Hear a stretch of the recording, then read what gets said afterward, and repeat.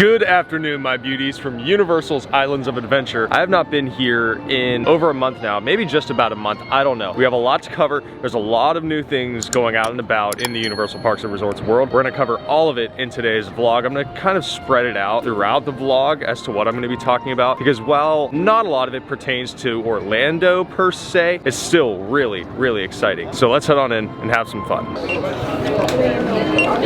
Good to go, Aiden. Thank you. I think I should start by saying that Universal has been busy. I don't want to say crazy, it's almost like a normal day, but some of these ride times, I'm like, that's a little suspicious.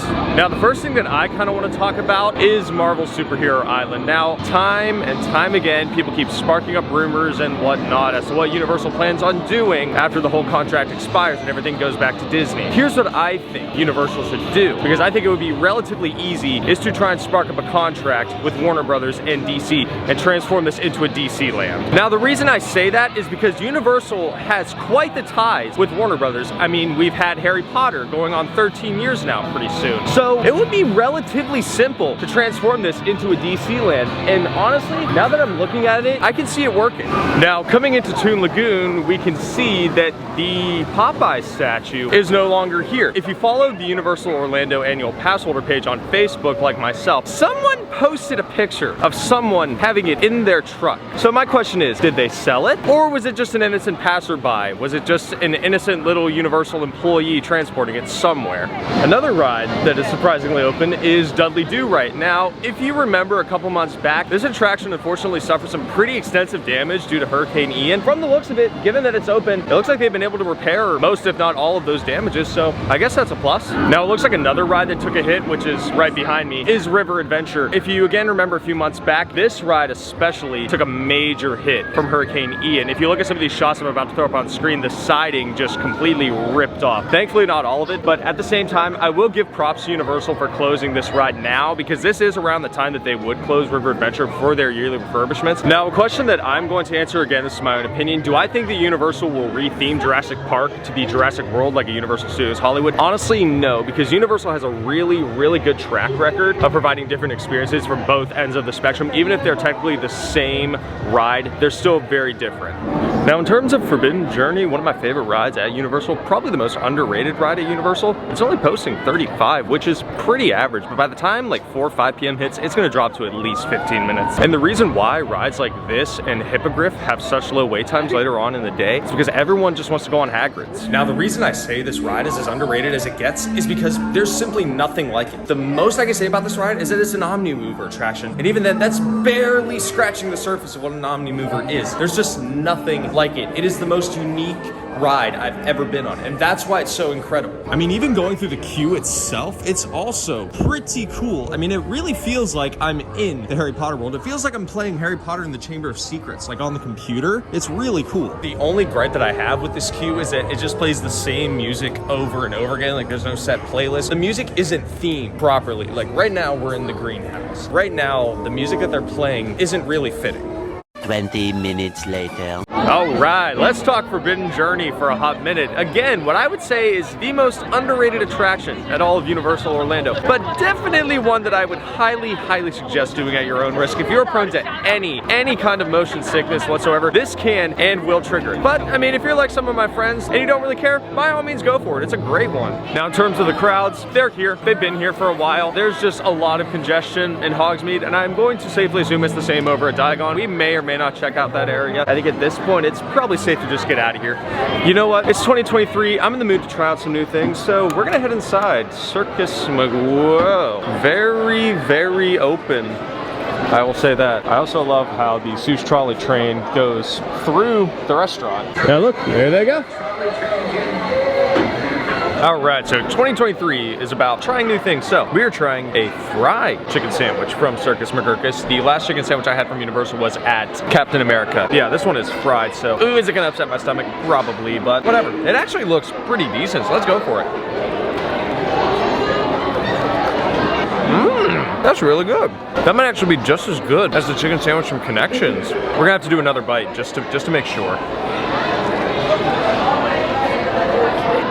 That's up there. We're gonna give that a 9 out of 10. I haven't even put any sauce on it. It's a plain chicken sandwich with lettuce and tomato. That's fantastic. 2 hours later.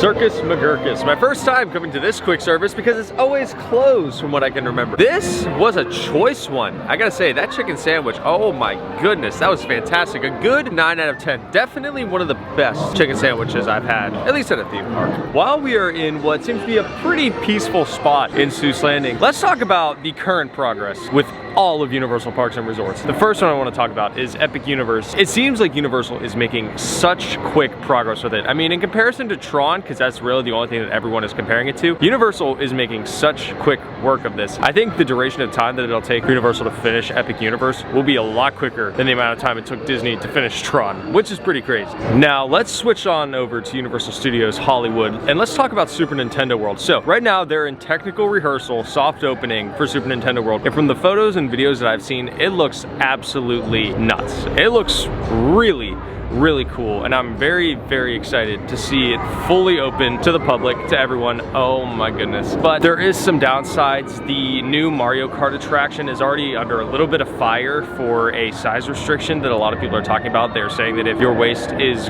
greater than 40 inches, you may or may not be able to be accommodated, which is very surprising to me given an attraction like that, because it's just a seated simulator attraction. It's nothing special. It's not a roller coaster by any means. It's really just a mere simulator. So why those seats aren't more accommodating is beyond me. But either way, I think Super Nintendo World is really what Universal Studios Hollywood needs to really drive a whole bunch of new guests into that park before our version opens here in Orlando pretty soon. And now for what I think is probably the biggest piece of Universal news, at least in my opinion, because I love it so much. According to the official Halloween Horror Nights Twitter page, just announced we are bringing an entirely new year-round horror experience to you, Las Vegas. Yes, so it looks like Las Vegas is going to be getting a year-round Halloween Horror Nights-esque event, which is pretty cool. I'm very interested to see how that's going to turn out. Will I make time to go out there whenever that comes about? Yes, I will. If you know me, again, I love Halloween Horror Nights. Such a fun, such a unique event. I did so much of it last season and somewhat the season before. I'm really excited to see what this year's houses are going to be here in Orlando. And finally, let's talk about what is, I would say, the most interesting piece of Universal news. Definitely something that none of us were expecting. So they're going to be building a family-friendly theme park in Frisco, Texas. So again, it's going to be family-friendly. Now, this is something that I've stood by for a while, and it's that Universal isn't really family-friendly, at least in comparison to Disney. It's nowhere near. I've always said that Universal is geared more towards the older teen, young adult crowd, much like myself. So obviously, someone like me, this park is going to be very appealing. But to little kids, you know, they're not really going to find it all that fun because this park is mostly roller coasters and simulators. You know, it's nothing compared to Disney. I think this new family-friendly theme park idea for Universal is a great one. I think it's going to be a great idea, great concept. From what the concept art has been showing, I think it's definitely going to be a good one. I think it'll be very successful. Because here in Orlando, you know, there isn't really that much stuff to do for the little kids. I mean, sure, we have Seuss Landing here at Islands, but over at Universal Studios, I would have told you we had Kids Zone, but yesterday was the final operating day for Kids Zone. So now, this is really the only true kid-friendly area in all of Universal Orlando. I think that's just about enough adventure for one day, so let's head over to Universal Studios Park because we still have a little bit more to cover.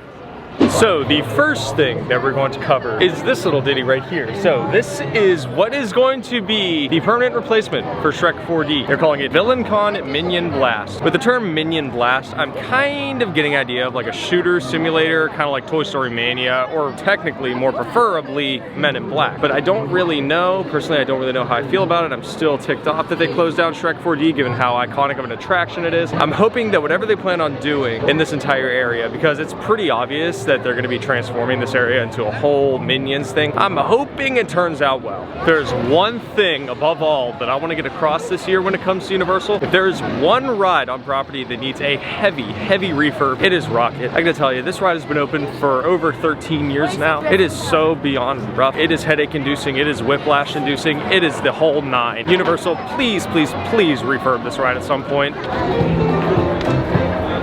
Still working the cash register, a squiddy. For $82, we have this adorable SpongeBob and Patrick Loungefly. Oh my gosh.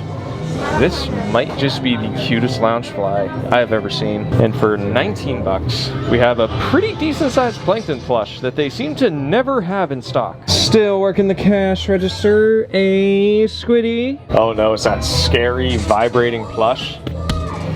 Oh my goodness gracious. I'm not a fan of that. We're now looking at the boarded up remains of Kid Zone. I believe this was 30 years running. Either way, I'm excited to see what comes next. Now, thankfully, per Steven Spielberg, E.T. will be staying. Wait, they got E.T. They're getting away. Cut them off. Pull it right there. Whoa!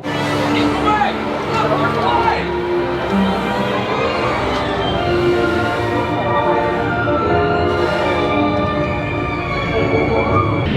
E.T. Go to Dickley. Hurry. Dickley. Ouch. Welcome home. Home to us. You have saved our planet! Come, celebrate with us!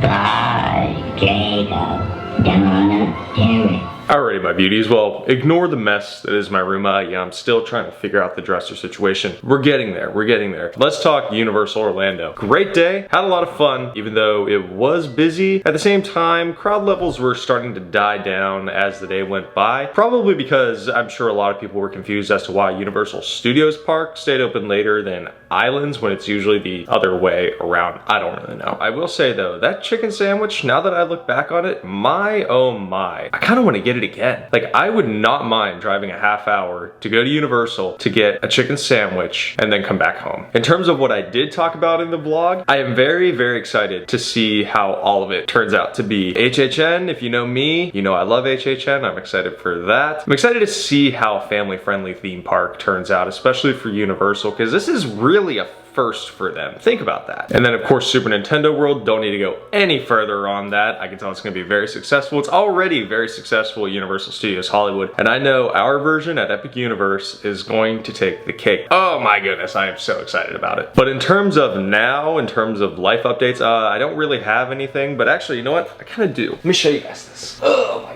goodness. Check this out. If you're a gamer, you probably know exactly what this is, but let me hit the remote. Oh, come on, you're not gonna work this time? There it is. So I bought some LED strips to put under my desk because I think it would look pretty cool, especially in the evening. I don't really know how I'm supposed to do it though, because you know what, well actually no, we can change the colors. Yeah, it looks pretty cool. The camera probably picks up a completely different color, but that's okay, let's turn it back off. They gave me these little mounting pieces. Yeah, it looks like you would have to drill into something in order to use these, and I don't really want to have to do that. So I might pick up some like fancy schmancy tape or something and try to tape it down. I feel like that would be a much better option. In terms for the desk, I don't really care what happens to it. This is my desk. I have full ownership of it. So if I destroy it in any way, shape, or form, I don't really care. So yeah, I guess that's a little, we'll call that a little side quest in my bedroom transformation. Yeah, I still need to get a dresser. Don't really know when that's gonna happen. It's gonna happen. I just don't know when. So in the meantime, we do this every single week. So make sure you like, subscribe, and ring that bell. Alrighty, my beauties. I love y'all. Take care, and I'll see y'all next time.